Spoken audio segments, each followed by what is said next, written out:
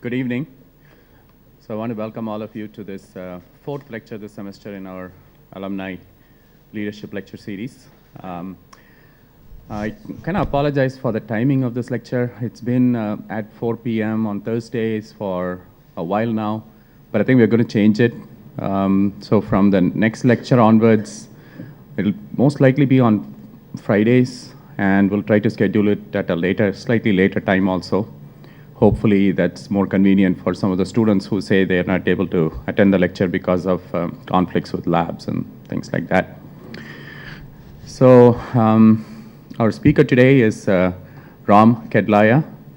He is an alumnus, same batch as me, 1981, which of course makes him very special. He's a founder and CEO of Group T-. I'm sure you'll find out during the course of this lecture that he is an outstanding leadership coach, and he has done his coaching to senior and mid-level executives. He has been a CEO advisor for various companies. He serves as mentor to many. I think a few of his mentees are here and can vouch for that. And he's a motivational speaker, which also I believe you'll attest to at the end of the lecture. He has 25 years of experience as an entrepreneur and leader. He has run global operations. He's done product development and business strategy in startups and in Microsoft, Motorola, AT&T, Hitachi in 18 countries. He has served as CEO, board member, senior VP international, VP products in various companies. He was also a founder or executive in 3 startups that were acquired or went public in the US. He's an advisor to the MBA program at University of Washington in the US. And he's a graduate of, in addition to IIT Madras, also University of Texas at Austin. He's very passionate about arousing the spark in others, and he's a big believer in the role of mentors in life and business. He considers himself fortunate to have had an adventurous life and professional career. He founded Group T- as a Kairetsu style company. I'll leave it to him to explain what's a Kairetsu style company, to give back and create a community of next gen global leaders, which we are all hoping that you will turn out to be. So without further ado, I'll invite Ram up on stage.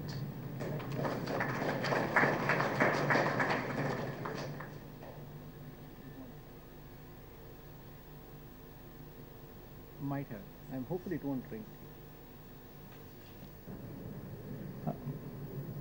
Good evening. Can you hear me okay? People in the back, you can hear me? Great. So the request is to honor this. I think every phone has a mute button. How much time do you need to do this? And if there is anybody who comes and sits next to you who comes late, tell them to turn off the phone, please, just to respect the others who are here.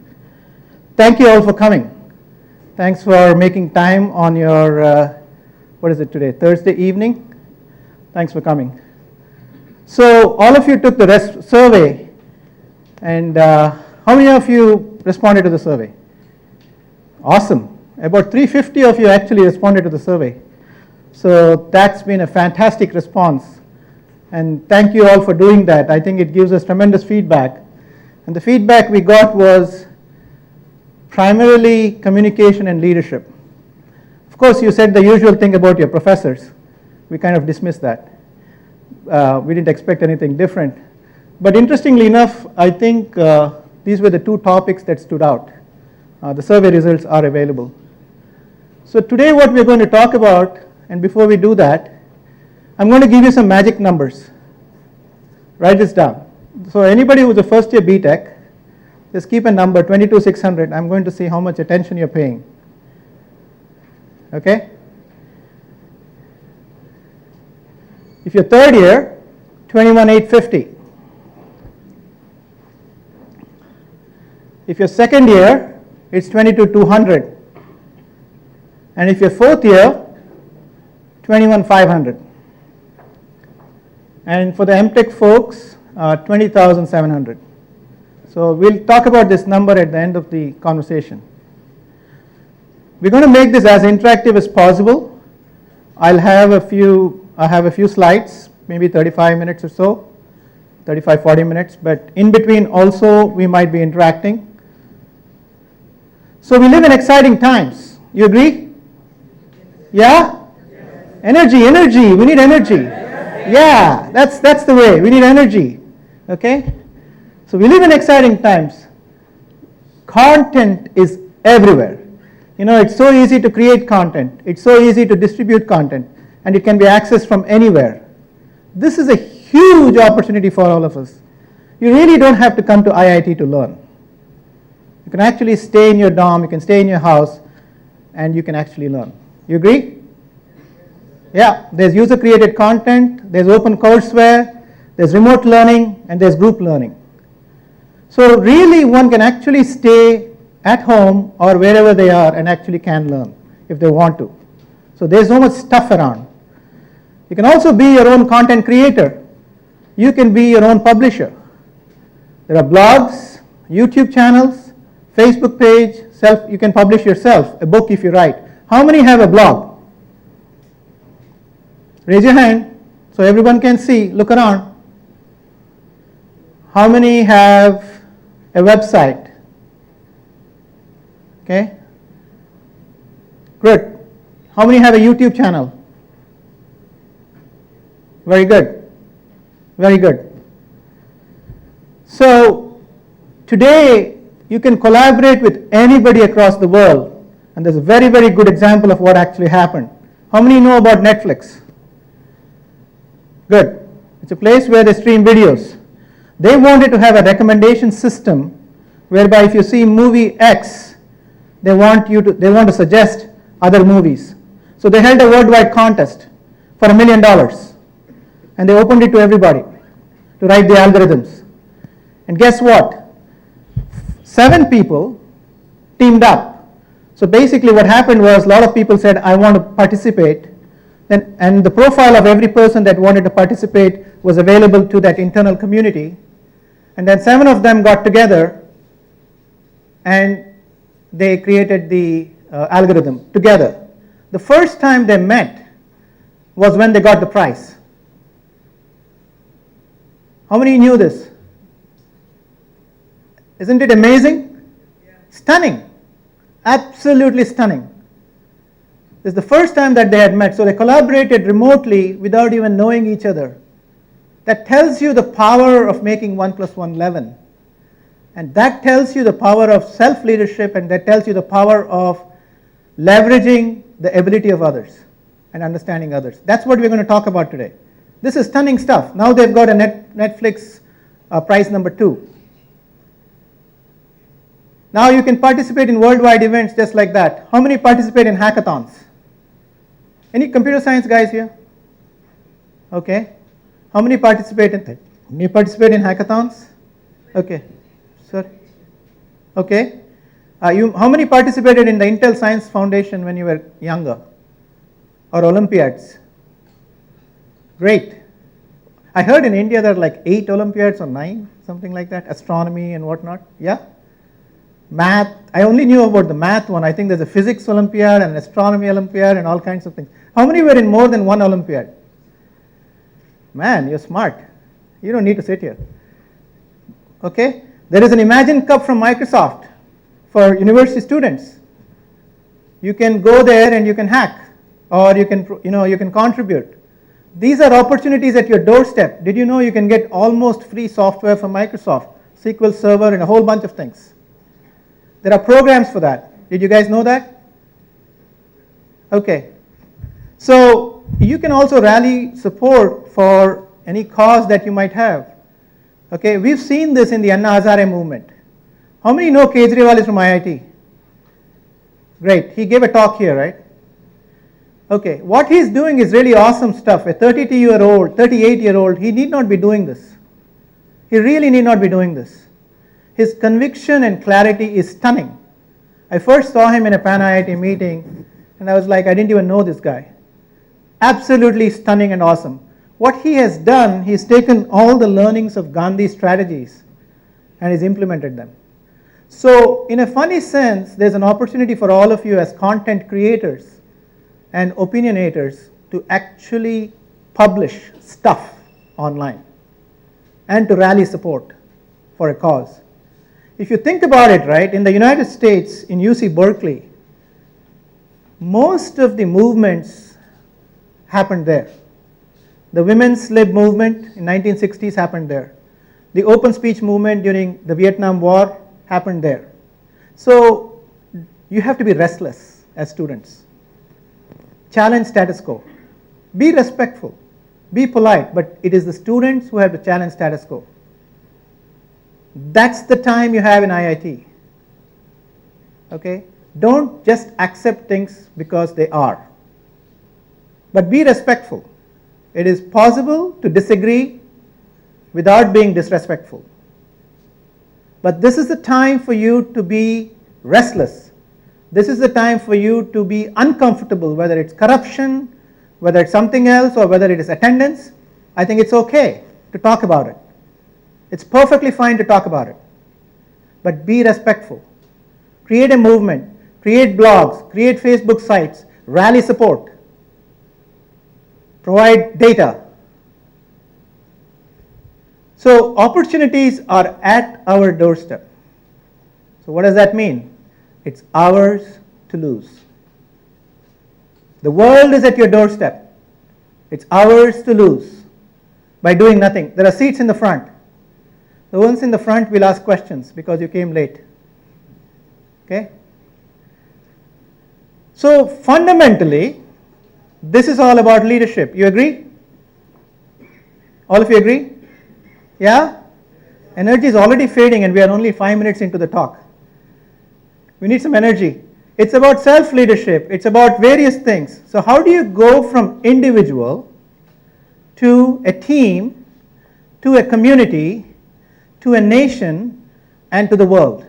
That's what this is about. How do you lead yourself personally? How do you make super teams? And then how do you build a community? How do we create a community where we don't throw trash but everyone else does?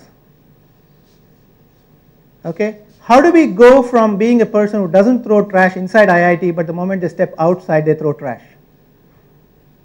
You see this in buses, right? How many of us have thrown a tissue paper from a chocolate in a bus? Come on, be honest. Time to consider. If there is one promise you can make today, one promise, is you will not throw trash. Can I get the promise? Louder? Yeah. That's a win. We are done. I don't have anything more to say. So then, that's how we build a community. That's how we build a nation. And that's how we make a contribution to the world. Whether it is at work, whether it's in your personal life, whether it's a message you give your kids, that's what it's about. It's about living leadership. It has to flow like oxygen. Otherwise, it's not sustainable. You cannot do it, the switch inside out. You can't say, I'll do it one way in one place and another way in another place. It just has to be a way of life. So, question is, what are the attributes of leadership? And everything I'm going to tell you is about life, and it's about business, and it's about anything you might do for the community or politically or anything like that. So, if you think about it, right, one needs vision and strategy. Where do I want to go in life? Where do I want the business to go? Where do we want our society to go? The funny thing is, I can have all the vision in my life. I need to be able to create a following. I need to be able to inspire people. Come on, there's space in the front. Please come. I need to be able to inspire people. Without that, you cannot go anywhere. The vision doesn't go anywhere, and that's very hard to do. In order to inspire, we should be able to communicate. Communication matters a lot. Otherwise, we'll be the best kept secret. Leaders fundamentally are willing to take risks. Okay? Without aptitude for risk, one cannot be a leader. If one is waiting for someone else, it's not going to happen. More than ever today in life, domain expertise matters. In anything you do. You want to be a speaker? Be very good at it. You want to be a technologist? Be very good at it. Okay, you cannot do what we call foo-foo stuff anymore. Those jobs are gone. Today the jobs are either you serve tables in restaurants or you do high-end stuff, because everything else will slowly get replaced by machines. Learning. We're all in the knowledge business, and I can tell you this, the learning never stops. And learning is something as a continuous journey, and there has to be a curiosity to learn. There are 2 seats here, there's one there, there are a few there. People skills, networking and collaboration, they're 3 separate things. I'll touch upon that. And ultimately you have to execute whatever you had intended to. So let's talk about vision and strategy. In order to get vision on anything we want to achieve, fundamentally deep down we need clarity. We need clarity about what is it that we want to do. And that requires to a large extent perspective thinking.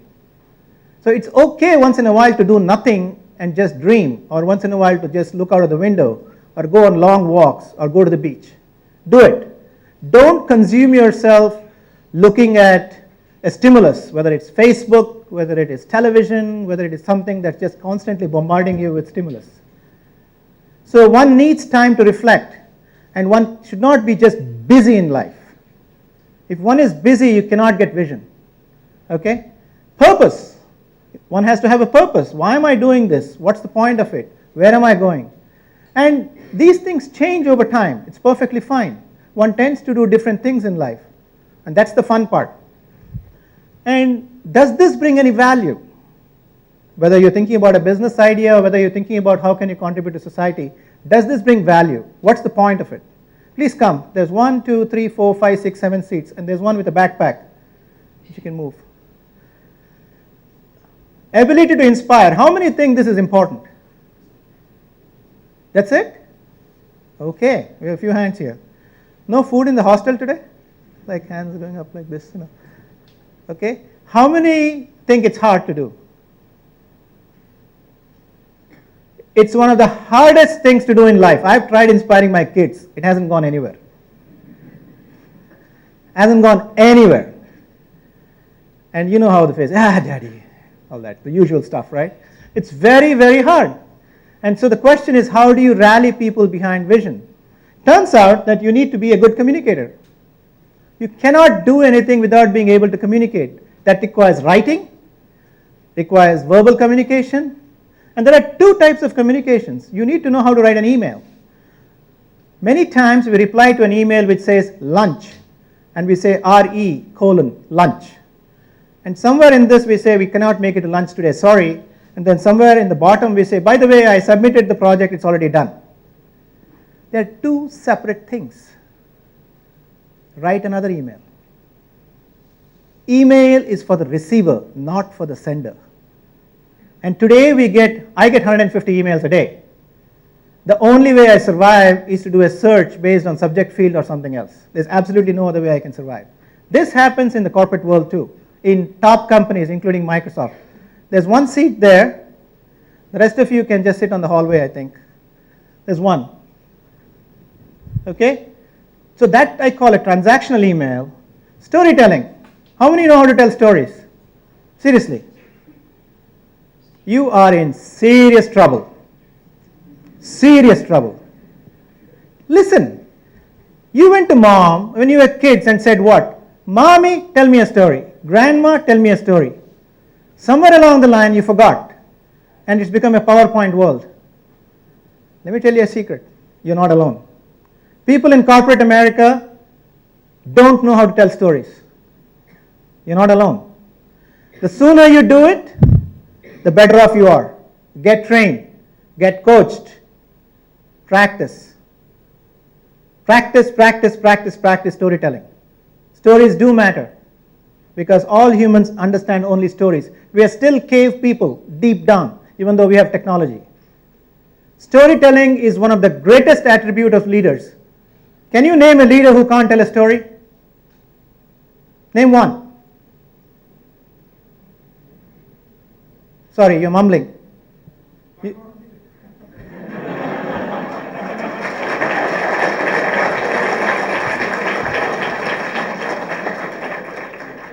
That is why he is a leader by title.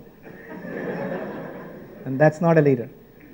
We all know the misery of that one. I think if you read today's Washington Post, you'll know what happened.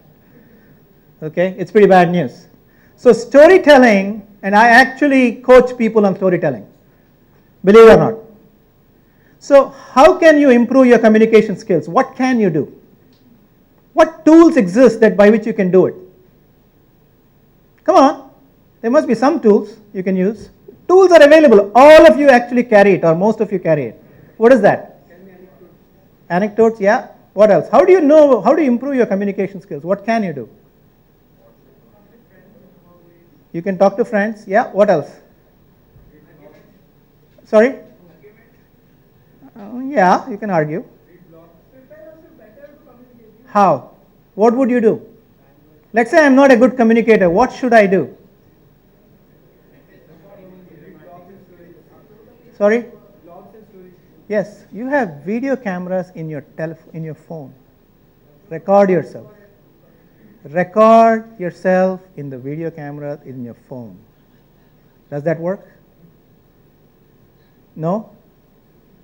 You can record yourself. Anything you want to communicate, you can record yourself, right? Yeah? I need to hear something. I'm a feedback kind of a guy. Okay, next Janma I'll be a robot, but not in this one. Okay? So aptitude for risk. You see, the challenge for a CEO or for leaders is many times there isn't enough data. We like to make decisions of data. Okay, that's usually the right way to do it. But oftentimes there is no data. And therefore you go with your gut feel or intuition and you take a bet. Because one is at a crossroads. Whether it is Steve Ballmer thinking what should we do, hardware versus software like Apple has done, or whether it is someone else thinking should we go to the cloud versus not go to the cloud, or whether even in a family decision you don't know which way to go, whether it's a career transition, many times you don't have the data. So you have to take risks and live with it. It's good to get as much data as possible, but not always is the data available. Whether to raise interest rates, whether to reduce interest rates. Okay, Manmohan Singh himself is an analyst. So typically we have seen in the world, economists are not prime ministers and presidents because they ultimately look at models and risk mitigation. But he was a good number two to somebody like Rajiv Gandhi.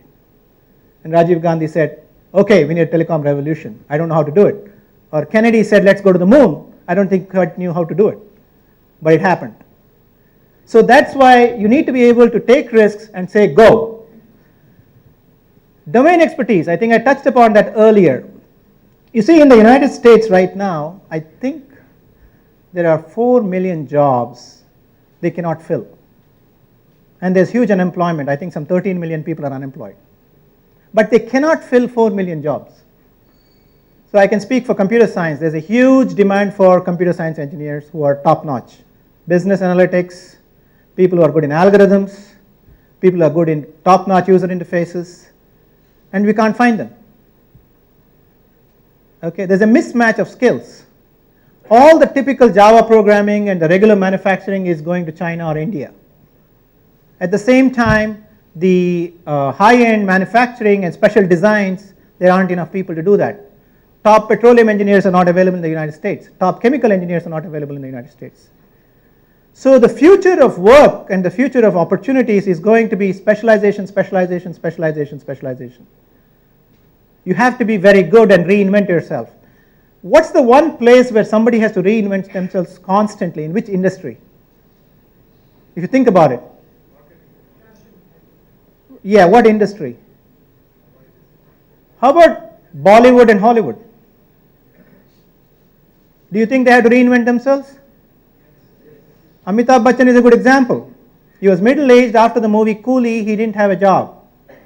And he was too old to be a hero. And he had lost money because of his financial investments going nowhere.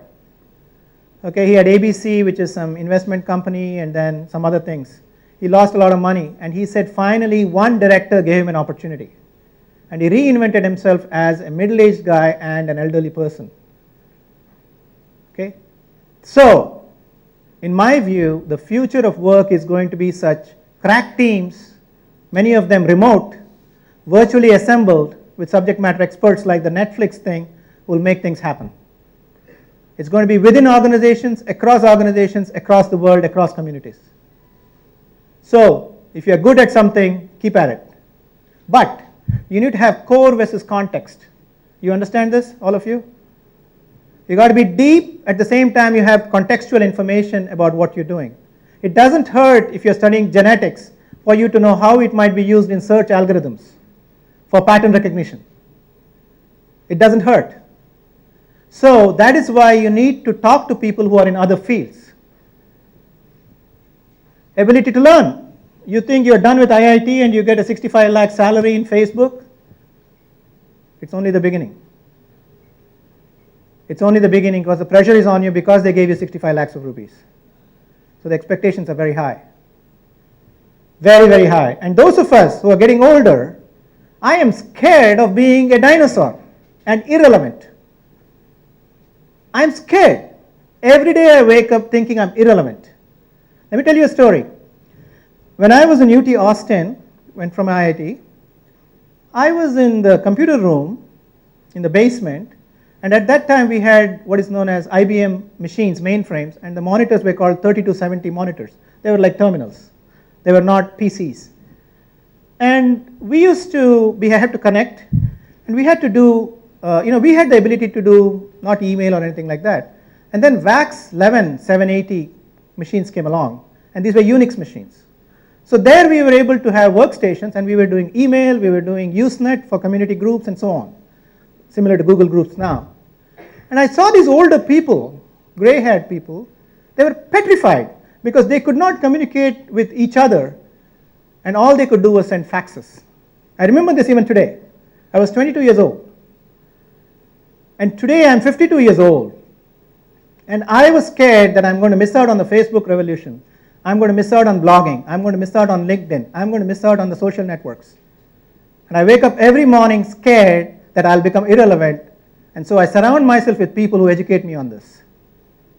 And it's very, very easy today to become irrelevant. So we have to reinvent ourselves. And that's what actors do to their credit, the good ones. So people skills plus collaboration and networking. There's a lot in there. You have to figure out in life, and I'll touch upon this a little later, how to make 1 + 1 11. 1 + 1 = 2 is okay, it's intellectually worthwhile. 1 + 1 = 0 happens all the time, you agree? -1, you agree? Okay. Collaboration matters because there are only 24 hours in a day. Our ability to take our intellectual ability and to actually execute on that is constrained. We can actually intellectualize a lot more, but our capacity is limited. That is why we need to surround ourselves with other people. And networking.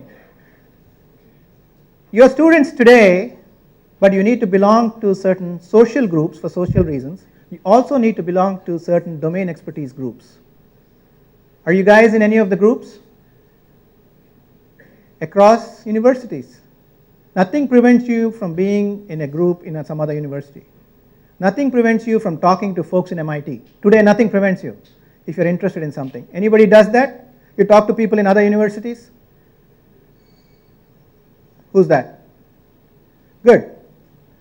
BTech, anybody? Do it. Do it. That's what people do. That's what people do across the world. That's what the Chinese do because they don't speak English. They collaborate and collaborate. That's what they do. Okay? Now you guys are great. Okay? I mean, you have the IIT brand. You're going to get good incomes. You're going to get good salaries. That's not the issue, and that's not what this is about. This is about fast tracking you on how to be a leader. Hopefully, I'll leave some seats today because nobody talked to us when we were in IIT like this because we didn't have too many alumni. Okay? Execution. You know, you can go from vision, but it takes a lot of planning. Process. Depending on the culture, and India is one of them, we are not very good with process. Example, you go to the restroom, there's no toilet paper. Why? Whoever was supposed to do their job didn't do their job. But whoever was supposed to manage that did not have a process. It's two-part. It's two-part. How many times when there is food, we all rush to the table? At the same time, the person who is serving the food does not announce that there's enough food for everybody. Please stand in line. So it's really two-part. Okay, so you have to have process. Tenacity. Execution will always falter. There'll always be problems, but you have to go at it and go at it and go at it. You're getting the idea, right? Entrepreneurs do this. Excellence. Never do anything that's not world standards. It's a waste of time and your intellect. You get it? Just think about it, right? The guy who said that toilet cleanliness is contextual for the Indian games, whatever games that was, Commonwealth Games. What an idiot. What an idiot. He spoiled the reputation of the country. So the fact that he's even thinking like that is stupid. And he brought the entire nation down with one statement. So don't ever compromise on standards, ever. And always ask yourself, what are global standards? Today you have visibility to global standards and global, whatever people in other countries achieve through television, through the computer, and so on. So be curious, figure out what it is, and don't compromise. That's how the top companies in India also were built. Oberoi was that way. The Tatas were that way at that time. Okay? Otherwise, you cannot build a nation. So the question then comes for all of us, am I a student of leadership? You need to ask yourself. What does that mean? Any guesses? What does it mean to be a student of leadership? Say it again, loudly. Learning new things, yeah? Yeah. So we're going to go through an exercise, okay? So I'm going to show a video. You all have a piece of paper, right?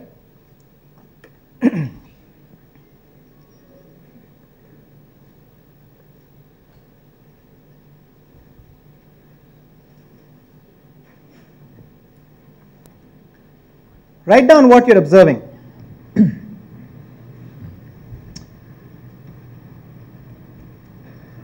This is a day I've been looking forward to for 2.5 years.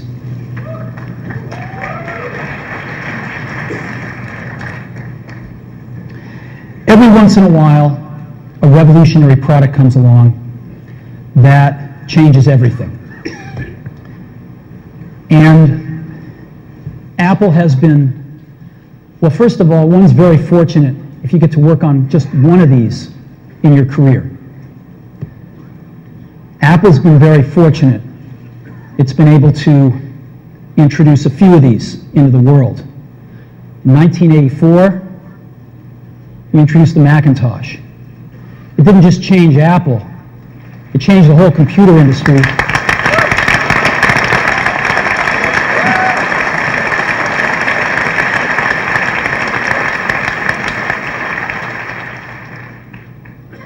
In 2001, we introduced the first iPod. And it didn't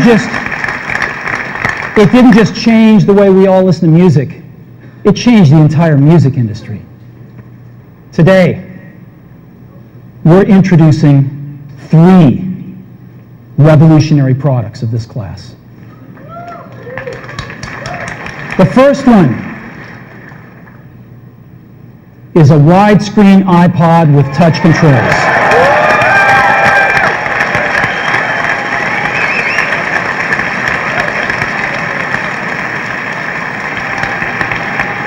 The second is a revolutionary mobile phone.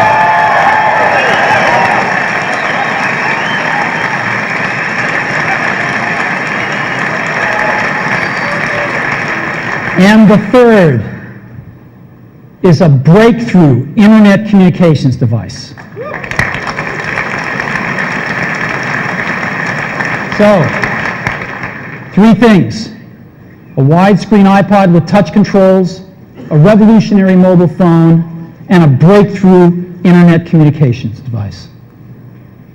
An iPod, a phone, and an internet communicator, an iPod, a phone. Are you getting it? These are not three separate devices. This is one device. And we are calling it iPhone. Today, Apple is going to reinvent the phone. And here it is.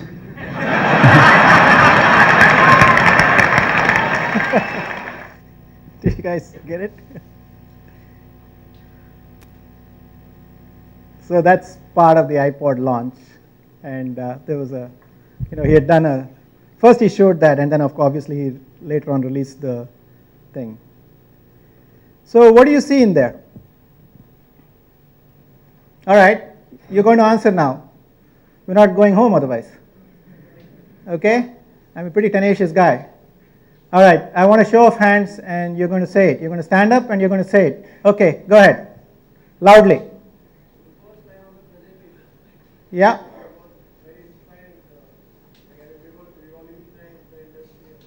Right. Right. So he was inspiring. Fantastic. What's next? Right. He's able to connect with the people. Notice how he said 3 times, a phone, this thing, and he says, you get it. So he's making sure. Notice the number of times I tell you, energy, and I'm waiting for you guys to connect. Okay? If you want to sit in the aisles, that's fine. It's up to you. Okay? What else?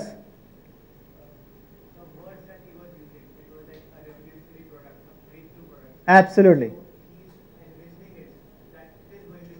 Absolutely. Absolutely. He's positioning that. Yes, sir.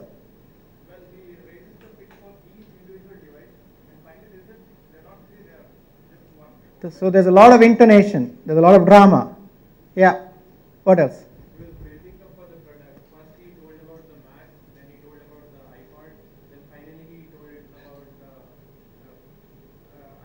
Correct. Absolutely. So he told a story and he created a continuum and a timeline. That's the equivalent of a Facebook timeline. Yeah, on the side.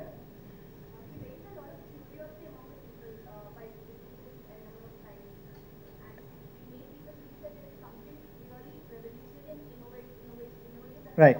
Absolutely. Like a phone with a dial, right? Okay. I haven't supported any. This side is kind of quiet. What's happening? You bored or what? Did you get pakodas or no? Come on, what's happening? Okay, there's the lady there.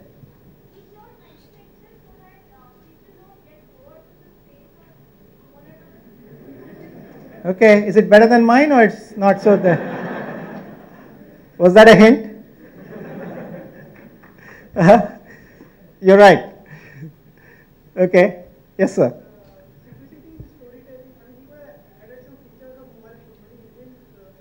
Correct. So you're getting it, right? How many of you have seen this iPod launch? You have a point to add. Please. He has taken his personal vision and made the world see his vision and expect. Absolutely. He's communicated his vision to be the world's vision. Absolutely. Absolutely. One last one. Go ahead. He wasn't selling a product, he was selling the whole experience. Right word. Very nice. So this presentation was not really the making of the iPod, the history and all that. It's really about the way he presented it. And remember, the topic was, am I a student of leadership? So what attributes of leadership in the wheel were you picked up? One of them he said, inspiring. What else? Communication, storytelling, vision. So you see how these things manifest. Now let me ask you a simple question. Steve Jobs is very gifted, not like me. How long do you think he's practiced this? Sorry? Okay, pretty good. Who else? What else? Never. Quite good. Who said never? Raise your hands. Okay? Keep your hands up. Who else? Yes, you had something to say. Never. Who else? Many is not good enough. Give me a number. 150 times, some number. Okay. He practiced this 30 days. That's 30 days. Friends, it doesn't happen by magic. If there's one takeaway that you can have is it's even gifted people, it doesn't happen by magic. It's a lot of hard work. Do you know how many times I practiced my presentation? 10 times. And I'll tell you why in a second as to why I did that. You'll understand the context. That's the point. Just like Tendulkar practices over and over and over in the nets, or Dravid practices over and over in the nets, it's the same thing with these things. Even gifted people, if they can practice, we can practice. Okay? It's all behind the scenes hard work. Obama, he's got a teleprompter, but still he practices. Clinton, he writes his own speech, he practices. Okay? So, we're going to do another exercise quickly. Gandhi, and we can do this verbally if you like. When you think of Gandhi, what are the areas that manifest? Let's go one by one. Vision and strategy. Of course. Inspire. How did he inspire people? What did he do? Sorry? Have you heard Gandhi's speeches? Have you actually heard Gandhi's speeches? No, have you heard Gandhi's speeches on YouTube? Sorry?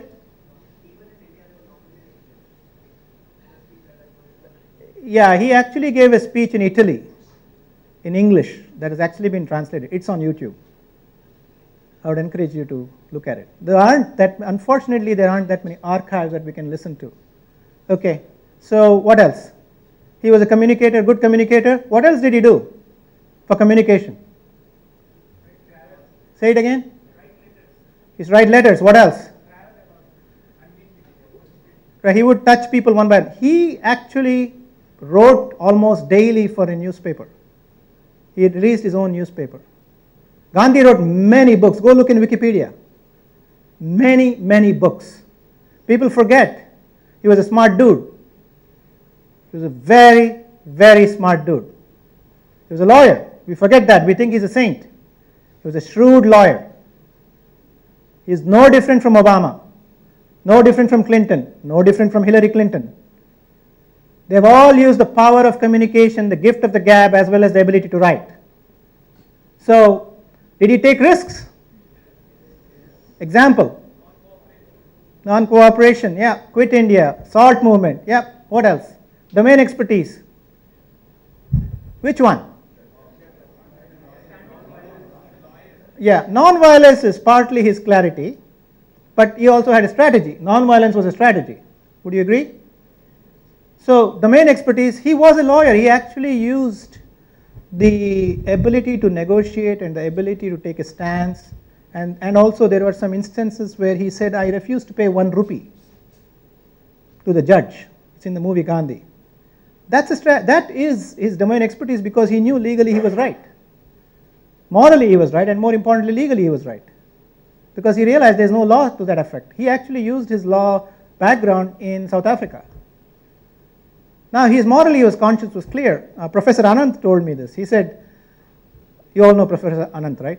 Yeah. He said Gandhi is one of the few people whose head and his heart were aligned. A beautiful statement actually. Very beautiful statement. So learning. Gandhi used to learn all the time. He used to read every day. So many things. Okay? Collaboration, networking, people skills. If you think about it, right, in the history of India, the person who created the most number of leaders is Gandhi. If you think about it. In my view, one of the failings of the Anna Hazare movement is they don't have one leader in one state, in each state. That's an opinion. Right? So if you actually go to your cafeteria, what's it called, that restaurant? Upstairs, what is that thing?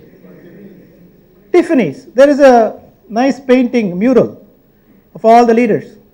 Think about it, right? Today, can we do a mural for any of the other political parties? Real leaders, I mean, they can assemble a mass of people. And he did that across communities. So these are seeds for you to think about. And execution, obviously, he would go at it and go at it and go at it. So these are some examples, right? That's him addressing somebody, writing, and then he was a lawyer. This is the SALT movement, and that's the Quit India movement.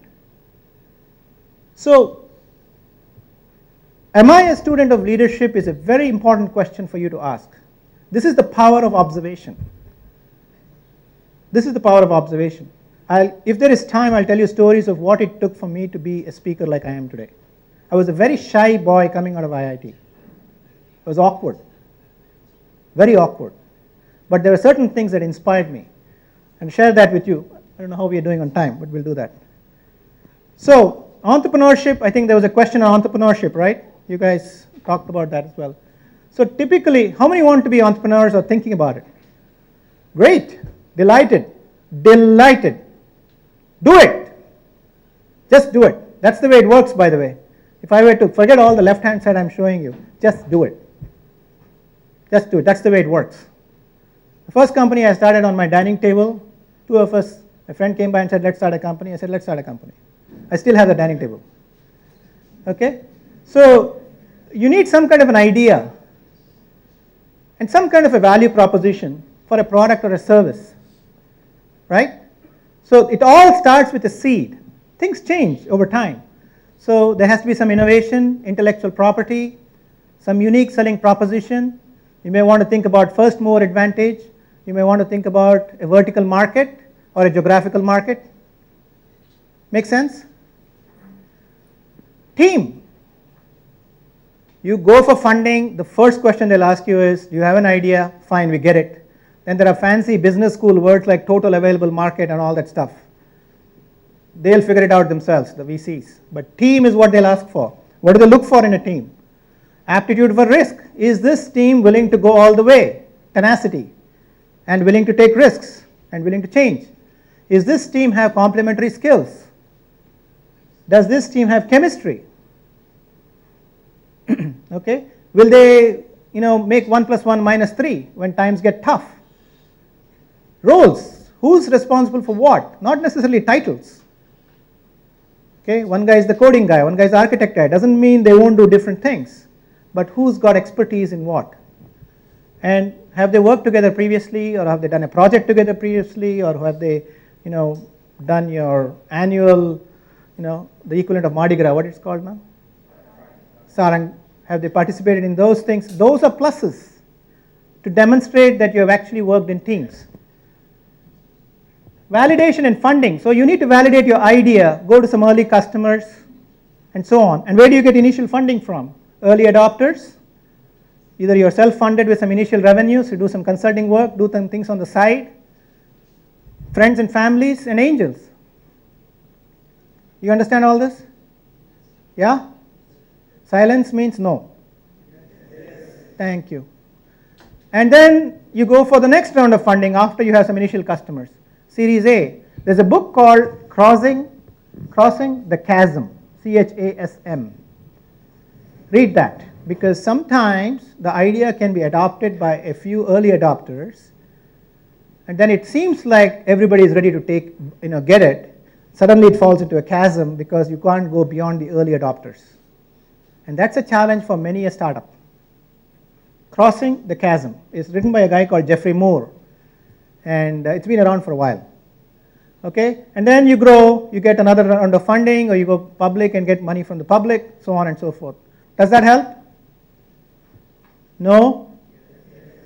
Do you have anything else on entrepreneurship, or we can do that in the Q&A? Yes? Okay, so the question is, how do we bring it all together?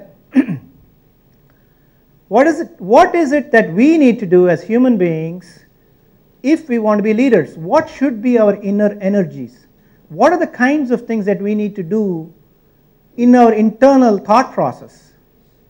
Okay, what are the attributes we need? So awareness matters.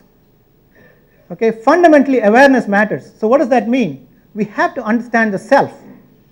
It begins with knowing who we are. So for that, there is something called as a life tree that I normally talk about, and I'll just touch upon it right now. There's something called the top of the tree, and each of us has a life tree of our own. Okay? Where we sort of take stock of our skills, our outcomes in life, our special gifts and talents. What am I good at? How do I think? I'm analytical. What am I good at? I'm good at problem solving. I'm good at strategic problem solving. I'm good at analytical problem solving. I'm data oriented. I'm good in music. These are skills. I'm good in three-dimensional thinking, connecting the dots. These are my skills. The root of the tree is my core values. What gives me a kick? Not ganja. What gives me a kick? Okay? Not weed. In addition to that, that is. You need that too, by the way. So, what gives me a kick? Core values. For example, gratitude for me is important. If somebody comes to me and says, thank you, I learned something from this, or, I appreciate your time, that fulfills me. So it turns out in life, as you go to middle age, this becomes more important. If you don't nourish the roots, the tree wilts. A good example is you're a damn good designer. Then your wife's auntie's grandmother told her that he has to become a vice president. So you said, okay, I'm going to be a manager and then a director. What are you doing? You're doing project management. But you actually like to build things. By then you're already 40 years old and you've got 3 flats and you've got mortgage payments. So you're at a crossroads in life. So at some point, and then guess what's going to happen? If this wilts, the top of the tree, this is not nourished, the top of the tree wilts. Your outcomes fall apart. Because you're not doing what you really, really enjoy.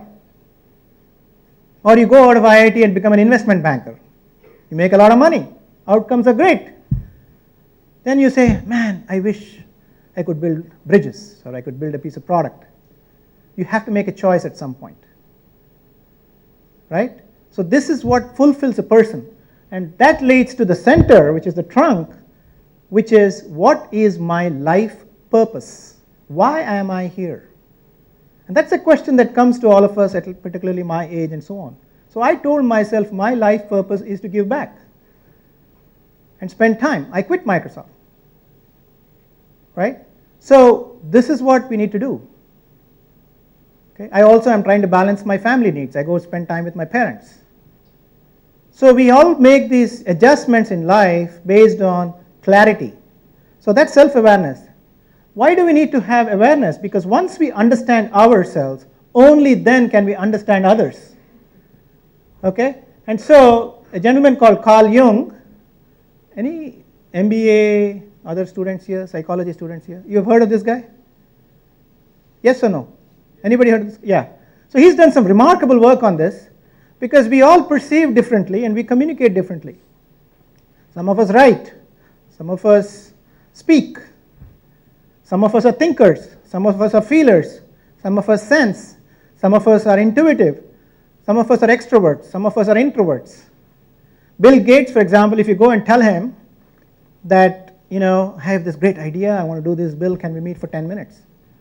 He says, do me a favor, just write it down, put your thoughts on a paper, I'll read it.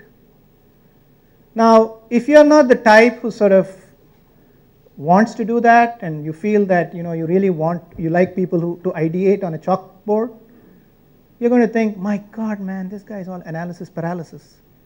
He just wants everything written down. But you have to just understand that people think differently. They digest things differently.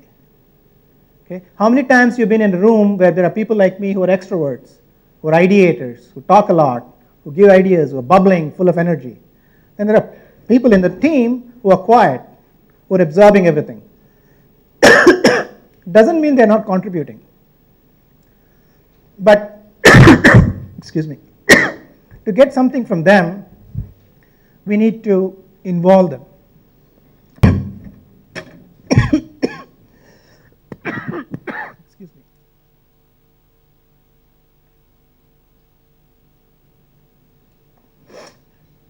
I was fortunate to do business in 17 countries. One of the things I do is share my learnings from global cultures. Let me tell you, how much time do we have?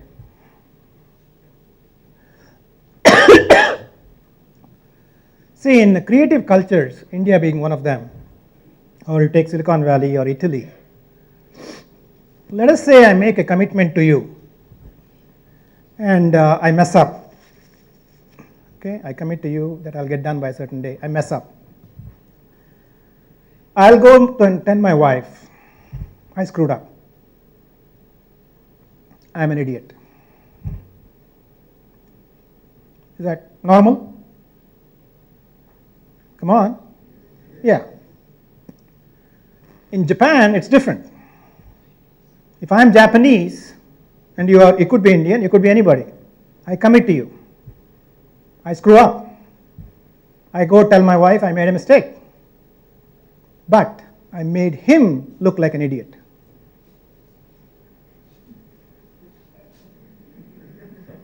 So what should I do? I should commit harakiri. Why? Because I'm scum. I'm not worth my word. I cannot be trusted. I'm a weed in the forest. I'm the weakest link in the chain of the partnership. That's how the Japanese psyche works. So in a global team, you have to understand what done means. And believe me, this insight I got at the age of 31 when we had to deliver to Japan. Our team was supposed to just convert our product to Japanese, which was a 15-day effort. And my team that was doing the English version in India and USA, this was 1992 story. The English product was not working. When I went to Tokyo, I found that out. And we let a lot of people down. And then I got curious and I asked myself, in spite of my team working hard and being heroic, how come it didn't happen? So good intention is not good enough. In Japan, if you ask for a date, you will never get a date. You ask a Japanese and say, when do you think that project will get done? You will not get a date.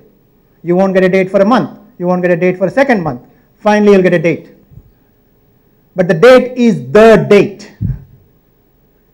Here, a date is a day in the calendar. Having said that, people in India are very creative. That's also a strength. We are very adaptive. We are survivors. We are multidimensional thinkers. So the Japanese could use some creativity because that economy is stagnant and everybody thinks the same way. They're actually looking for diversity in thinking. So going back to this 1+1 and collaboration, wouldn't it be nice to have somebody who thinks like a Japanese person in your team? From an execution perspective? From a planning perspective? With all your chamatkar thinking, it won't happen if there isn't somebody to make it happen. That is why you need to surround yourself with the right people to create synergies. And even better if you can do that with people across the world. You will be working in a global world. And you will not have time to get to understand them if you don't have an open mind. And we have all paid the price. So you're getting the benefit of this, and you'll make new mistakes, which is okay. So the question is, I came up with a way, when I traveled all over the world, and I came up with a way which I said, can I take a conscious approach? Can one take a conscious approach and sort of narrow down the parameters towards personal leadership as well as whatever it takes in business and life. So I'll share that with you. So I have a question for all of you. What is the single common currency for all humans? What? Good. IIT guys, smart guys. Very smart. You figured it out or you saw my website? And you also cheat well, so.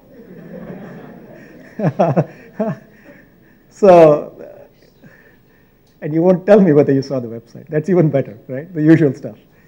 Yeah. So I gave you guys some magic numbers. Do you know what that is?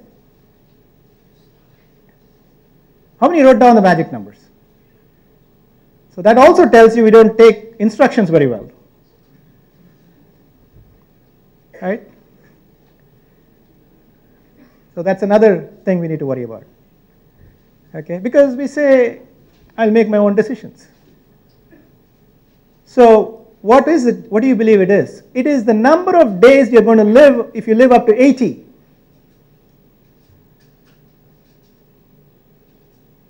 So first year BTech, who's here? Okay, whoever came late, you do need to turn your cell phone in mute. Or you give it to me. I don't have a good phone, I have an old phone, so I'm going to take that. Okay, that's the deal. Because you have to be respectful of all the others who are here. So, who's a first year student? Okay, we'll pick him, he's a good looking guy. How many days did I give you, the number? 22,600. Approximately 22,600 is when he's going to live if he lives up to 80. He doesn't have a cholesterol, so he'll live one more year more. Okay, thank you, sir. Okay, fourth year BTech. All right, 21500. So that's the number of days. So you've already lost 1,500 days or 1,400 days in IIT if you haven't invested in the stuff that you want to do. Every minute you're spending on entertainment, and we got the numbers, right? You guys told us how many hours you're spending time on entertainment. The average turned out to be 4 hours a day. Okay, it was about 30 hours a week, approximately. That was the average. It's your choice. It is your choice. It's absolutely your choice.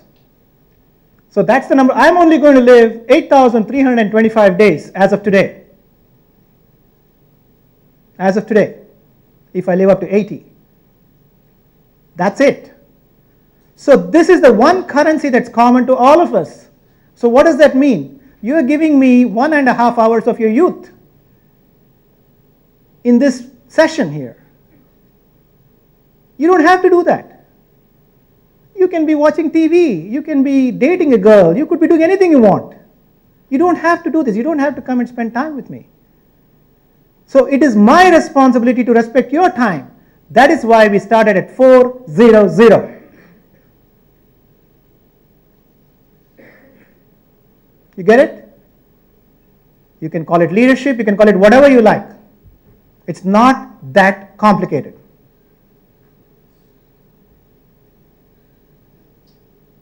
I was told maybe people won't show up. I said I don't care. I will start.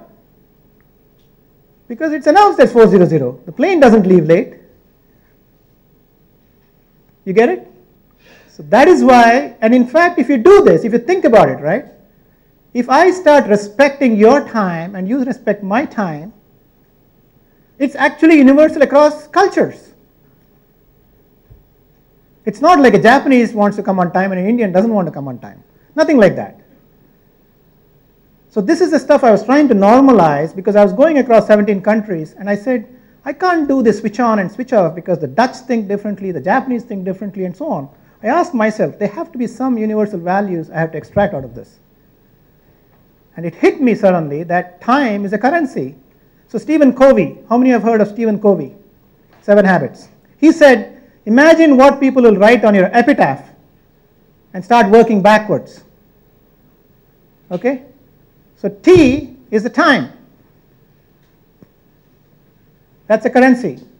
M.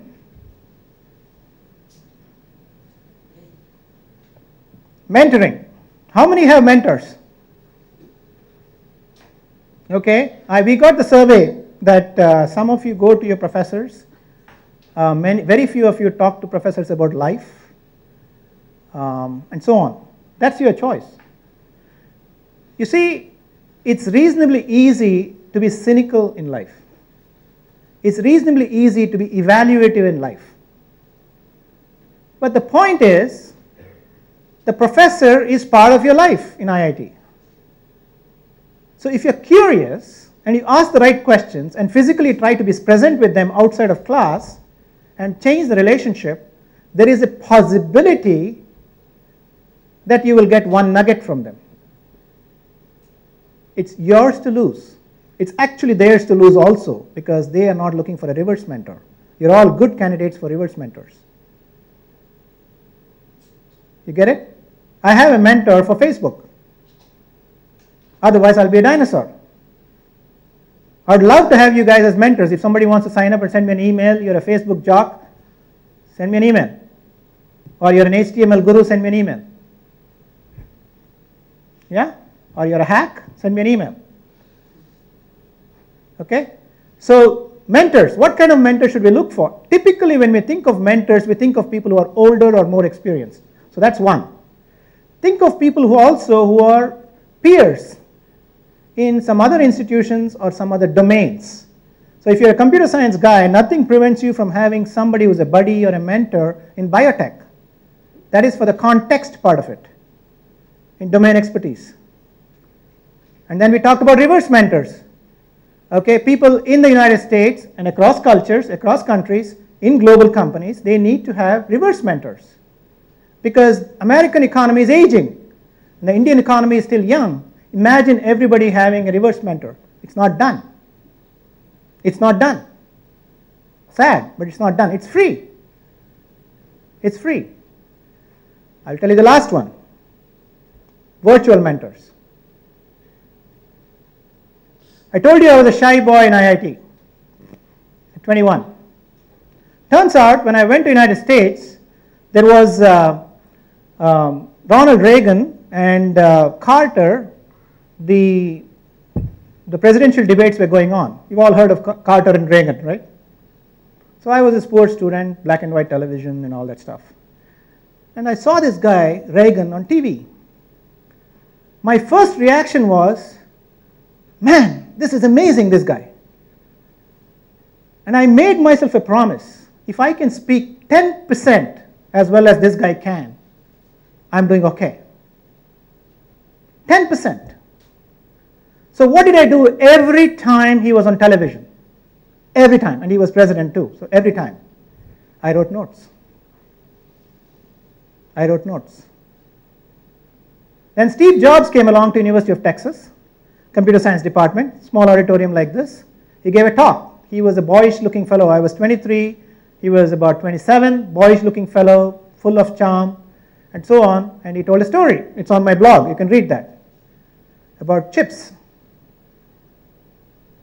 And I told myself, if I can tell a story 10% as well as he can do it, I can do it.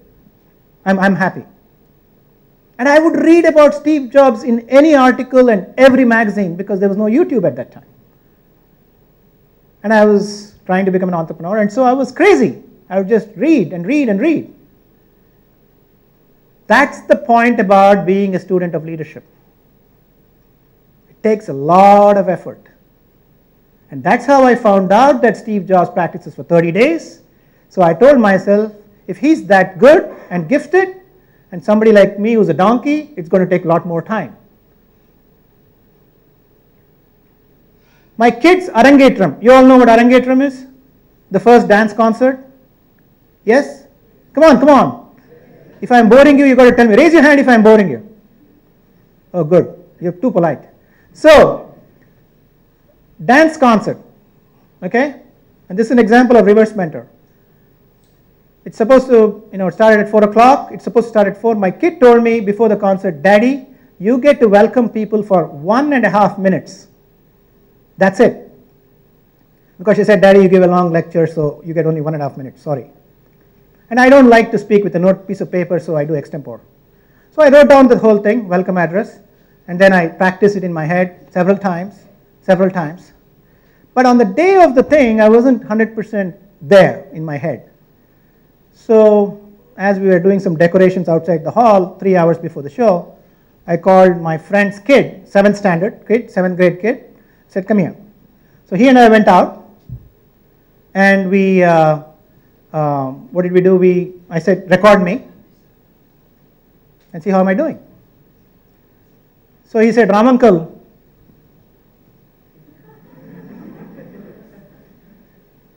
for him to go from here to here was 7 takes. that you hesitated, you stammered, you blinked, you were looking somewhere else in one word, you paused. 7 takes for 1.5 minutes. Why did I do that? Because I wanted to respect the time that my friends, many of them IIT guys, were giving with their families on a Saturday afternoon. Because they could be sleeping or doing nothing.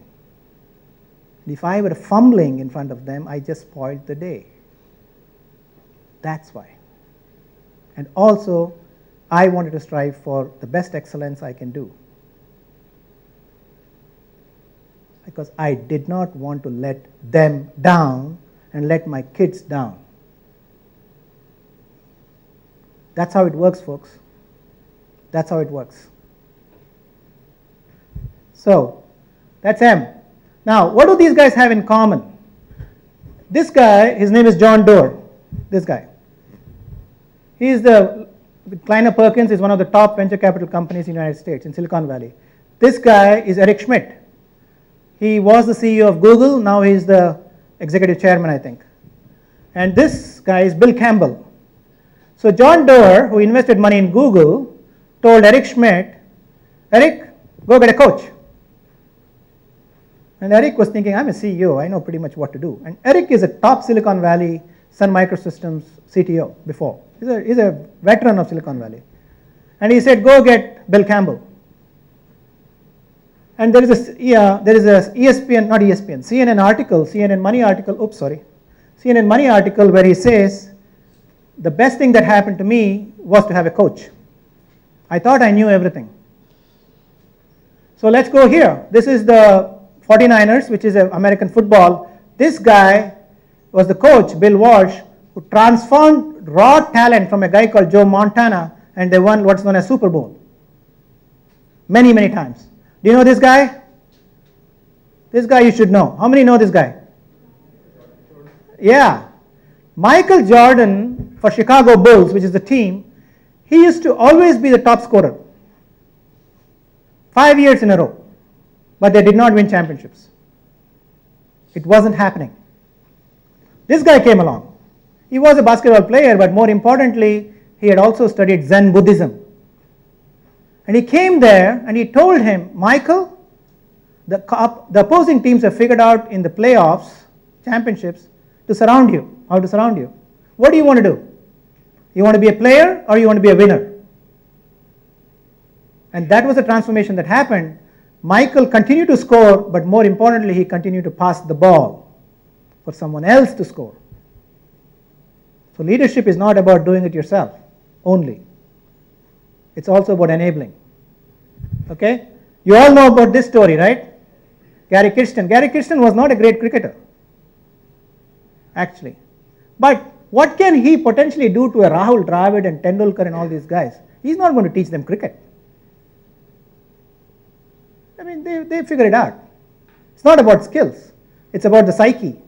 It's about the awareness. It's about the consciousness.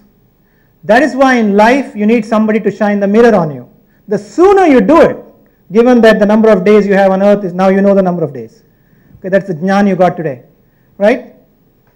So that's what it is. I stands for interdependence. Life is about interdependence. How many are married here? How many are living together with a girl or a boy but not married? It's okay, by the way. It's okay to do that. The point is, out of 7 billion people, if you are in a relationship with somebody, you're going to share time and space with them. You better figure it out how to make 1 + 1 11. You better figure it out. Otherwise, all the things we talked about will happen. And that is life leadership. Same thing in teams. Same thing with your professors. And vice versa for the faculty over here. Same thing with the students. Same thing. You are in the same boat. Okay? That is why interdependence, in Chinese you have yin yang, in Sanskrit you have paraspara, shoga ijon is in Japanese. Figure it out. And teamwork sometimes can be like this.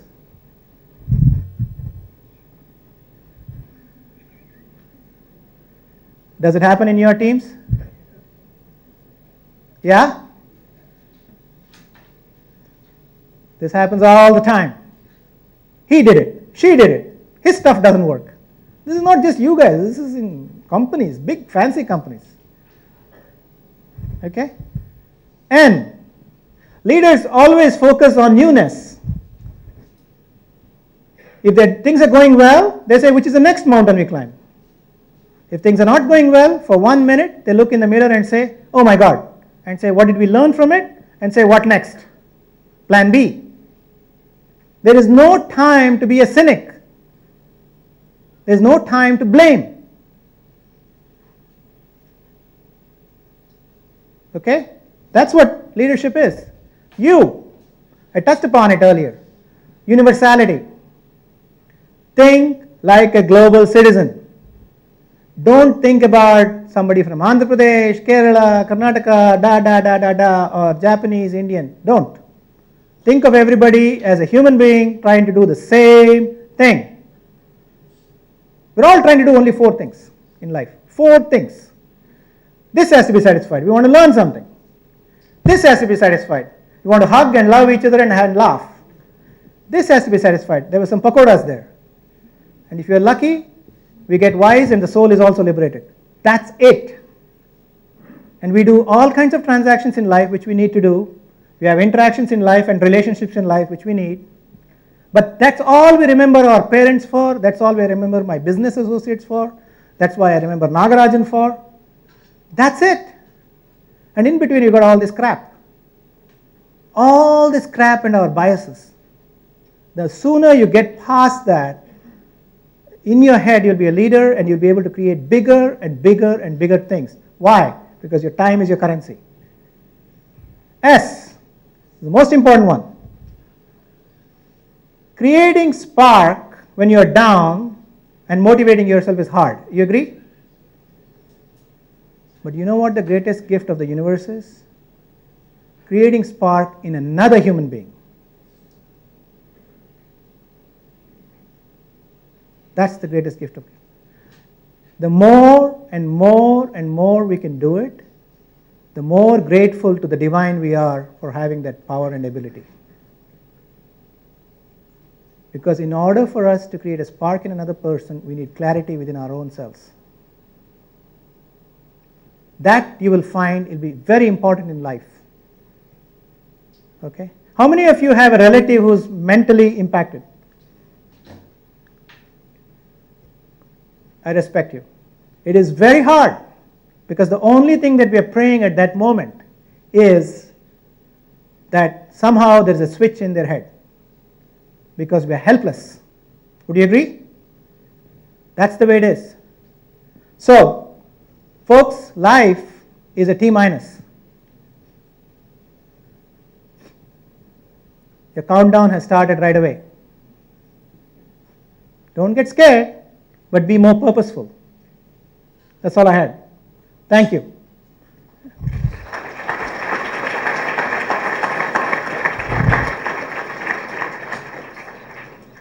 Glad to take questions.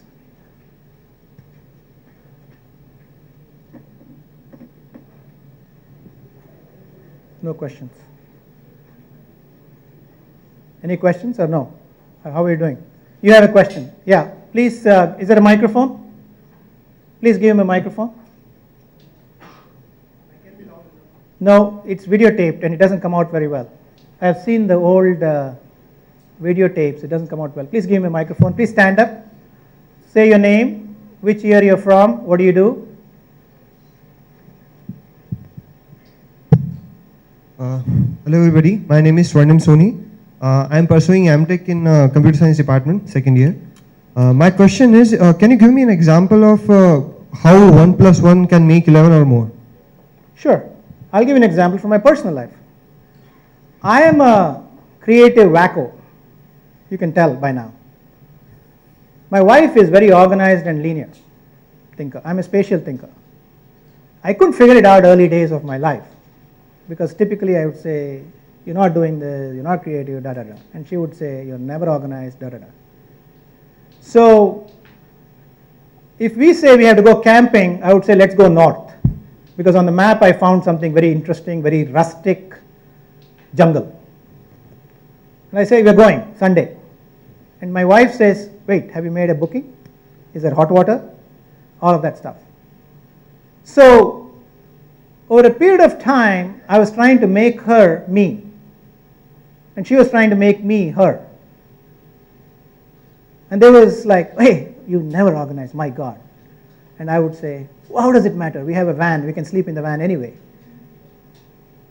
Now what I do is I say, let's go north. I send her an email, and then she's the one who makes sure there's food on the first morning, the second morning, and the third morning.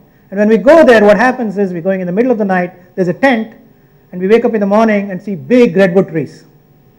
So we got the best of both. We got the best of both. I'm not very good at paying the bills. I mean, I pay the bills, but I'm not very good at doing the transactions. I forget, or it's boring.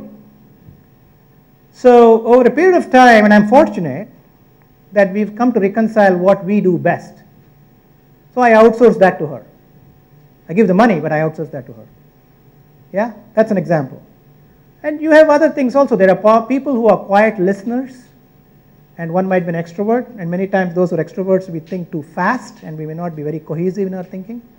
It helps to have an introvert who listens there, and then we go outside the room and say, what do you think? The most important conversation, by the way, in life is, what do you think? Those of you who are in a relationship with somebody, and you have a conflict with your parents, ask your parents, what do you think? Ultimately, you'll make your own decision. Have the courage to say, what do you think? I love you. Do that. You're better off doing that. If they don't agree, respect them. You don't have to agree with them, because ultimately it's your life journey. But show them more love and say, I love you a lot, but this is my life. Figure out how to not convince them, but sort of bring them to your camp. It might mean taking the person you're in a relationship with to their house to meet them. It might mean anything. What do you think is the most important conversation in life? Even for venture capital, two of them come to the meeting. After the meeting's over, after your startup pitch, they go and talk to each other and say, what do you think? Should we put our money on these guys? What do you think? What do you think? So do that. But it takes courage. Was that help? Thank you. Any other questions? Yes, sir. So how can an introvert arouse a spark within? Your name? My name is Raghav. Please stand up. It's going to be recorded. My name is Raghav. I'm in my 4th year BTech. And my question is that how can an introvert arouse a spark within? Within? Like, or to others? Within. I mean, at times when we feel low, at times when we feel that things are not going the way they should have been, how do we motivate ourselves? I don't think I have quite the answer, but I can suggest that the way an extrovert motivates themselves is the same way an introvert motivates themselves. And that's a speculation on my part. I'm not a psychologist. I think it's the same way by which you bring out your inner energies. And it could be anything. Some people get motivated by seeing a video. Some people get motivated by seeing somebody who's less fortunate than us. Usually when I want to be inspired and I'm down, I think things are not going well, I always look at somebody who's less fortunate than me. And I say, I'm doing great. What am I complaining about? Right? Or I ask myself, if I simplified my life, I only need this much place to sleep and just a roof on my head. Then things become very simple. That means I'm ahead of the game. So whether it's an introvert or an extrovert doesn't quite express themselves to create spark within them. Okay? In my case, I look in the mirror and I say, I'm good. It works for me.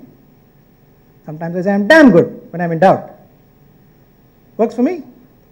Whatever works. And these things change over time. But it also helps to get inspiration from movies, if you like movies, or something else, or stories, or something else. Mahabharata is not a bad idea. There are a lot of characters in that who've all gone through travails. That is why these stories matter. They're in our subconscious. Does it help? Anyone else? Give him the microphone, please.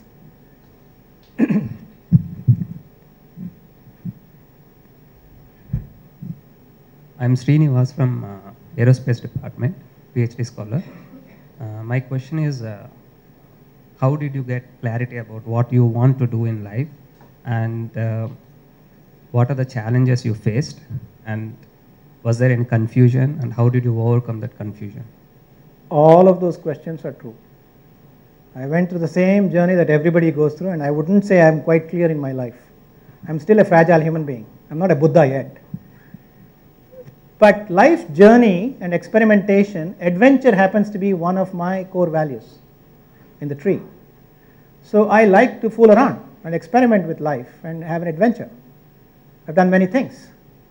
And that has, over a period of time, given me an opportunity to experiment. And God has given me the opportunity to learn and reflect. And it's a continuous journey. Hopefully, on the last day of my life, I would have had clarity. I'm hoping. And I've got 8,432 days to do that. So, yeah, thank you. It's a continuous process. The more conscious we are that we need to have more clarity, it helps. Thank you. Reflection. The way you do it is reflection. Reflection, reflection, reflection. Otherwise, we become busy. God knows with what. Okay? And these tubes, the 4 tubes we have, TV, computer, phone, and iPad, those are good. I mean, I use them too, but they are stimuli coming at you. And we don't get to pause. Yes, please. This concept of timeout, doesn't this create a kind of scarcity mentality, or is it that abundance mentality is not for us as such? Time out or time shortage? Which one are you talking about? Time out, T minus. Time, you're talking about the decreasing time factor. Yes. And you are saying it creates a concept of lack of abundance. Yes. To Or me, is it's it the other.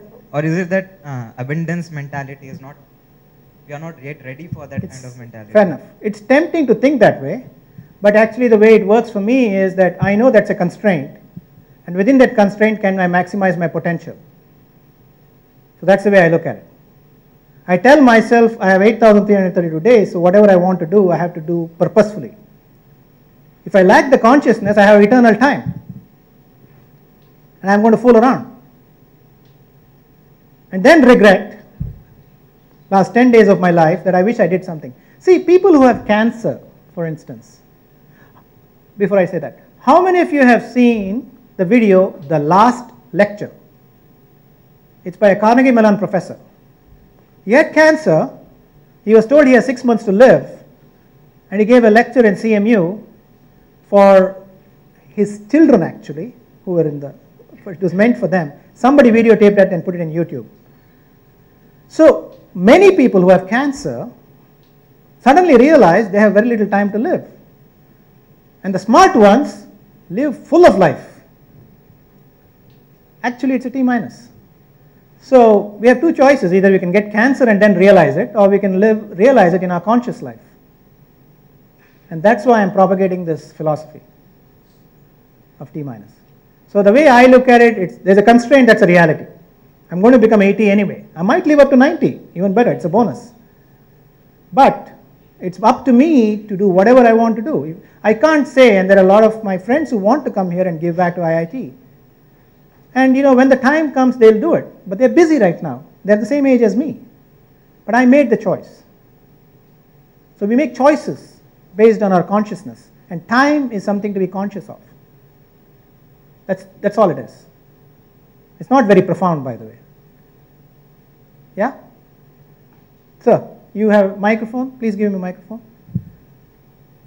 Oh, yeah, after him. Okay, yeah, go ahead.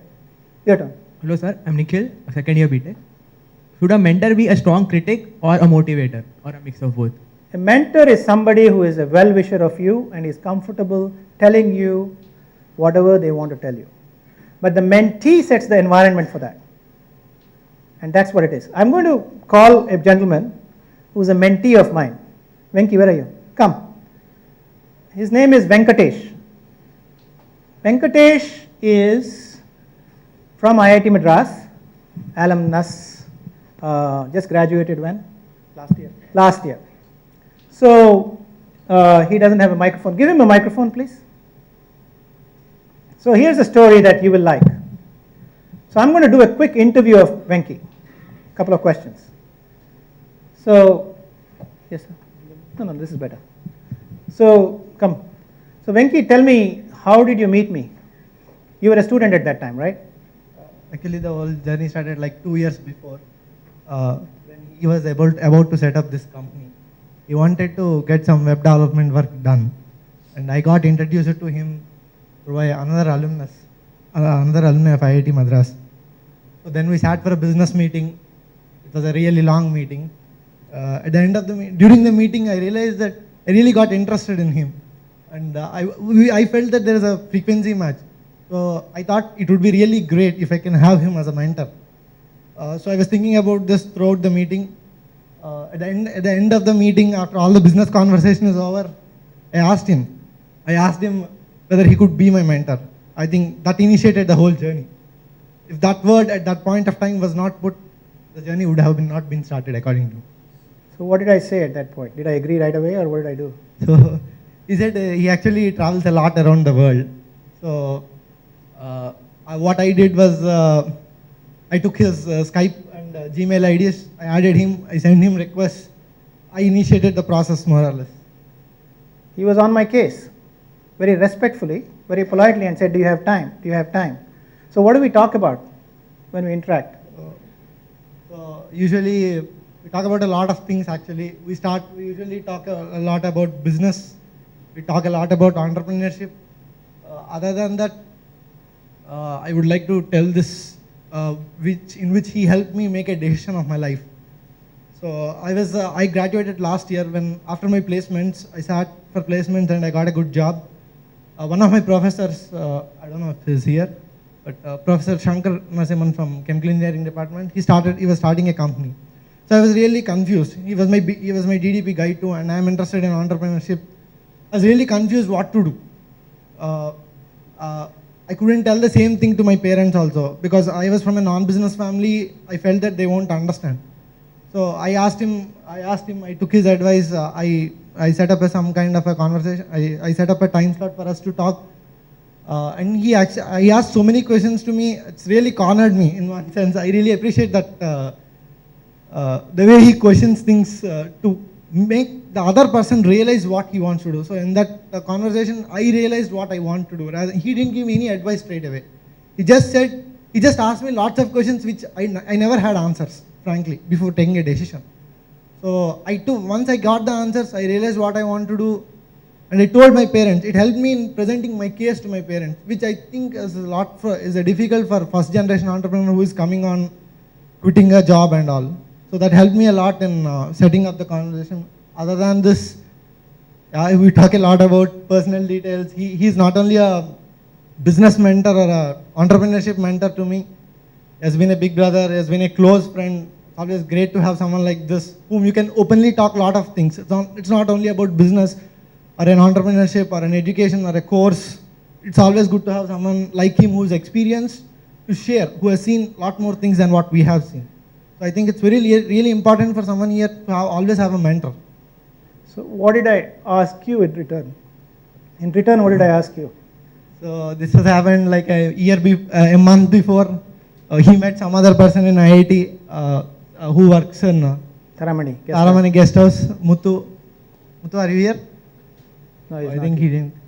So I'll tell you the story of Muthu. Muthu came to Chennai from a small town to serve tables in a restaurant about 5-6 years ago. He speaks Tamil mostly, a little bit of English. While he was there, it occurred to him, he asked himself, is this the end of my studies, 10th standard? Then he cultivated a customer and asked him, what do I do? The customer was kind enough to advise him and said, you go to a correspondence course, you don't have to actually go to college. He did that. Then somehow he learned Excel and a few things. He did some accounting stuff. Somehow he got hired into some contract company. Somehow that led him to work in IIT. He works in the reception in Taramani guest house. And in the nights, he does that. So he has seen me a couple of times. And he has helped me with the LAN connection, and I've taught him how to create the process and whatnot. So he's gotten to know me because I come here once in a while.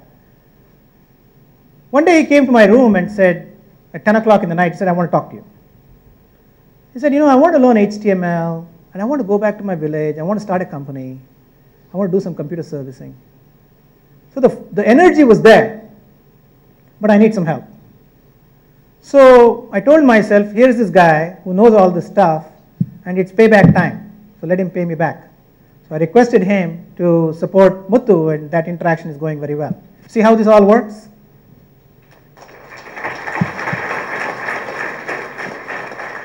Thanks. It's not only that.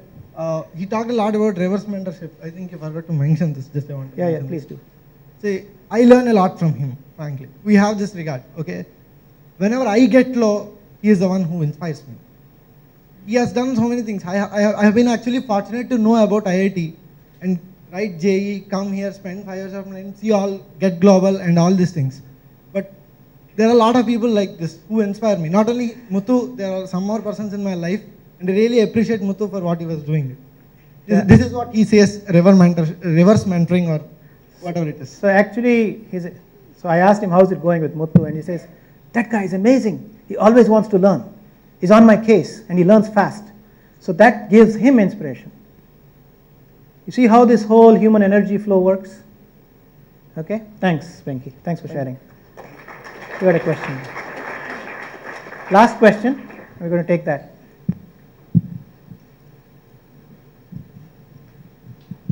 Hello. I'm a degree student in electrical engineering department. You had talked about self-awareness, and you had mentioned 3 heads. One was your skill set, what we can, our capabilities. One was what nourishes us, what gives us enthusiasm, and one was the anchor.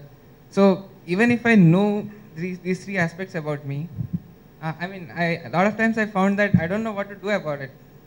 There are things which enthuse me and there are things I'm good at, but it's not always very obvious how to connect these. That's a fair question. It's hard. And many times,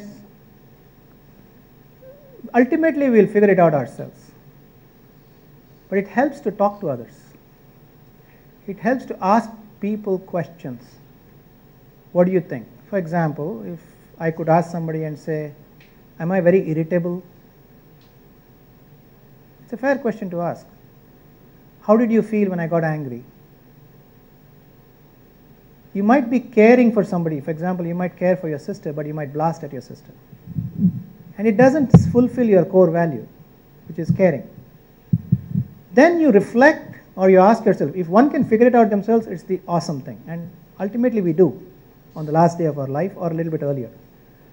But if we can, that's why we surround ourselves with somebody who shines the mirror and sort of tells us, you may want to try something else and approach it in a different way. Or why is it that you get angry? Is it because of too much attachment? It's those kinds like that. But ultimately it'll come to you, don't worry. The fact that you got exposed to a concept called a tree itself, you are 5 steps ahead. Okay? So my email address is here. You're all welcome to send me email. Excuse me, sir? I'll be delighted. Yes? Excuse me, sir? Yes, you want one more? Yeah. Sir, I think you are a really good storyteller. We have seen that throughout the PPT. It would be good if you can end with a story. I have a request. You are an entrepreneur and all of us go through, very, very tough times, and especially so an entrepreneur. I am an aspiring entrepreneur myself. Passed out of IIT, I did not join a job. I am running my own company. So I would like you to tell a story when you faced your darkest days and how you came out of that. Sure. You okay? You have time? I'll keep the story short because the story is pretty long usually, but I'll keep it short.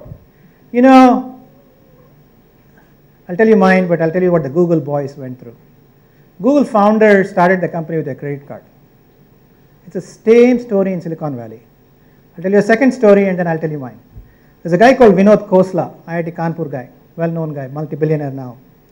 Vinod, in one of his early companies, went to a customer and stood outside the office in the reception waiting for the CIO.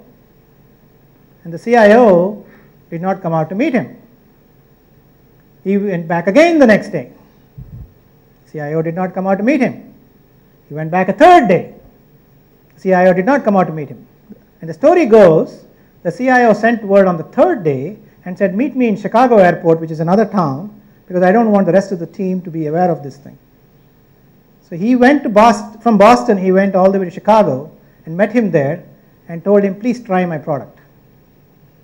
I'm not asking you to buy it. This is the early adopter thing. Getting an early adopter is very difficult. And every story you will find that they would have run out of money most of the time at some point, and you have to make a choice. Go, no go. I started with my credit cards.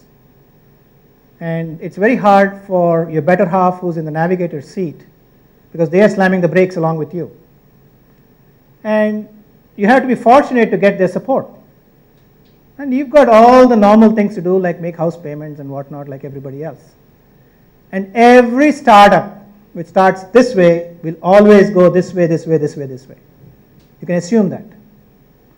Okay? So you run out of money, you run out of credit cards, you maxed out, and what do?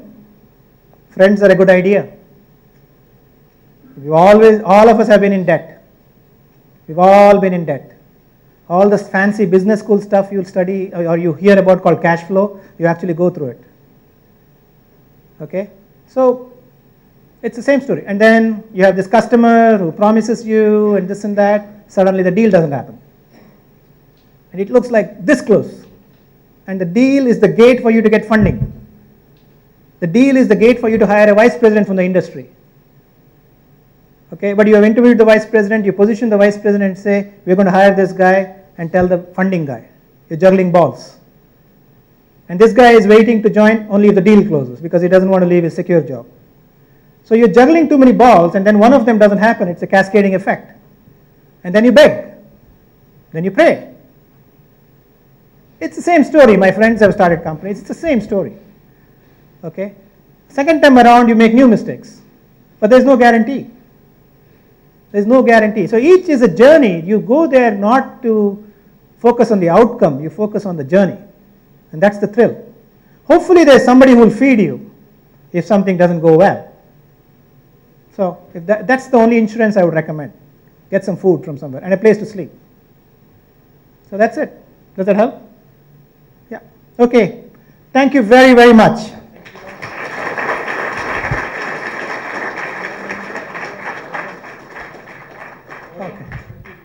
Okay, come.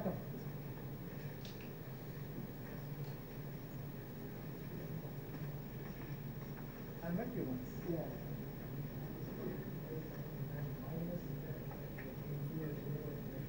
Yeah. Makes it very clear. Thank you very much. Thank you. Thank you very much.